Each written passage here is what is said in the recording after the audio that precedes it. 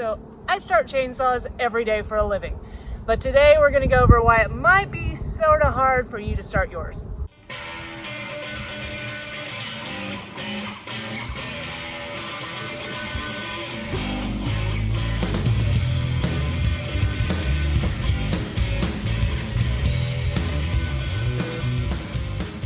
Hey y'all, thanks for tuning back into Chickanic. I hope everybody's having a great week. Do not go anywhere because today I'm going to let you in on why it is so hard to get your chainsaw started and some tricks to help you get it started. But before we jump into today's video, if you're a fan of saving time, money, and frustration while fixing your own small engine equipment while watching in-depth tutorials, you've come to the right place because that's what I do. I upload a couple times a week, and if that sounds interesting, hit that like button, smash that subscribe, don't forget to hit the notification bell, and please leave a comment. I love to read through the comments, and I will reply to all the early commenters. All right, so I really don't know where to start this video because it is possible that you have something wrong with your chainsaw, and that is why it is hard to start. But let's just say there's nothing wrong with your chainsaw, that it is completely serviced, that you have fresh fuel in it, that it has ran recently in the last 3 to 6 months, and there is no reason that it shouldn't start. So let me start off with saying if you have the easy pull system on your chainsaw, this video is not for you. I don't know how to make those saws start any easier because it always takes me 10 pulls to 15 pulls on a Stihl to get one of those to pop off. I don't know what it, takes to get it going, but it's very hard to start no matter what you do. Now, the reason I'm making this video is because at least once every 3 to 4 weeks, I have a customer come in and tell me that they're having a problem or issue getting their chainsaw started, that it's extremely hard to start. In fact, this brand new Echo CS590 Timberwolf, I had a customer return, which I don't have to let him return the saw. I could have made him keep it, but I know that he was never going to be able to start it, so I went ahead and took it back, and now it's my chainsaw. So, even brand new chainsaws, if you're not used to starting a 60cc chainsaw, sometimes it can be difficult. So now I get to the very serious part of this video, which I really hate to say to anybody. I hate it when I have the customer come in and I have to tell them this. A lot of times, just like with this chainsaw, I will take it straight outside. I will start it in 3 pulls. And they look at me like, wow, how did you do that? You're a woman. And the fact is, sometimes you get to an age where you just can't pull it hard enough anymore. But there's tricks to make it easier, so don't click away yet. All right, so first off, we're going to go over my love-hate relationship with the decompression triggers. Now, a lot of these big chainsaws come with one, and anybody will tell you, you just pop it on in, you go to pull it, it pops off. It's much easier to pull that first time because it releases a little bit of that compression that really weighs down on you, and then it'll start next turn. Now, the problem is with these, and especially these 590s, God, I love them, but this is an issue when it comes to people starting them. It doesn't matter if you're a very able-bodied person trying to start this will get you. If you compress your decompression trigger and you go to pull start it and you don't give it the oomph that it needs to actually pop off that first time or two, you're going to flood it out.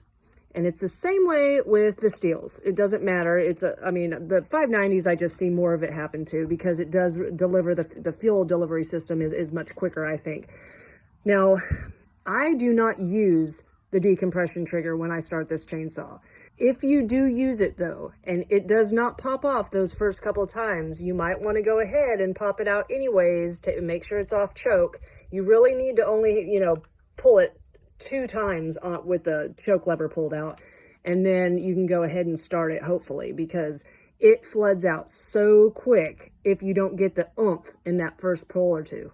So if this did happen to you and you feel you did flood your machine and it's not starting in those first few pulls, your chainsaw should start in 3 pulls, ideally. So you're going to want to remove your spark plug, pull on the pull rope a few times, get some rotations, let some air in there, and dry it out.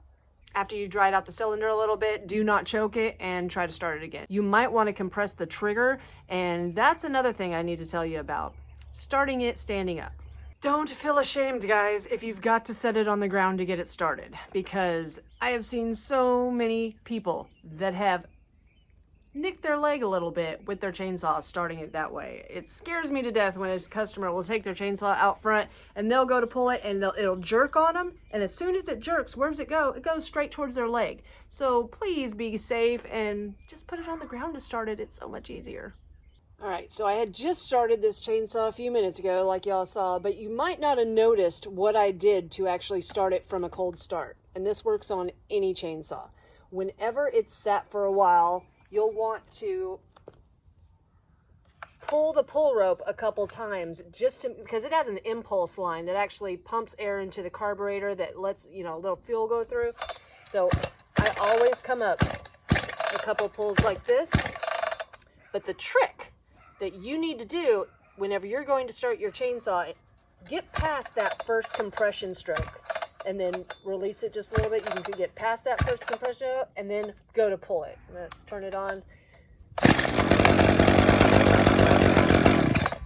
I promise, it is so much easier if you get past that first compression stroke.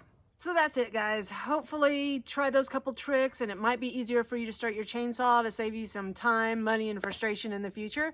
Before I head out though, I do want to give some huge thanks to subscribers who went over to my Amazon wish list and got some things. I got this Owl Torx 6-inch torch drill bit set. Check this bad boy out. Everybody needs one. I will leave a link in the description box below if you want to get one. It's got all the Torx up to a T40, I think. So that's pretty awesome. And that is from Greg and Cindy from Ozark Landing. Thank you so much. They actually have a YouTube channel if you want to go check that out. He just bought a 590 and did a little review on that. Go check his YouTube channel out at Ozark Landing. And then this awesome sign I got from Mark. Thank you so much. Check this out. This is going up in the shop. I can't wait to put that up. So, thanks again for tuning in to Chickanic. Hopefully this video saved you time, money, and frustration in the future. Definitely frustration. If you haven't found us on Facebook yet, find us at facebook.com/Chickanic. Find us at Instagram at The Real Chickanic, where I post things you do not see on other social media, or at Chickanic.com, where you can get Chickanic t-shirts, hoodies, and long sleeve shirts. Thanks, and have a great day.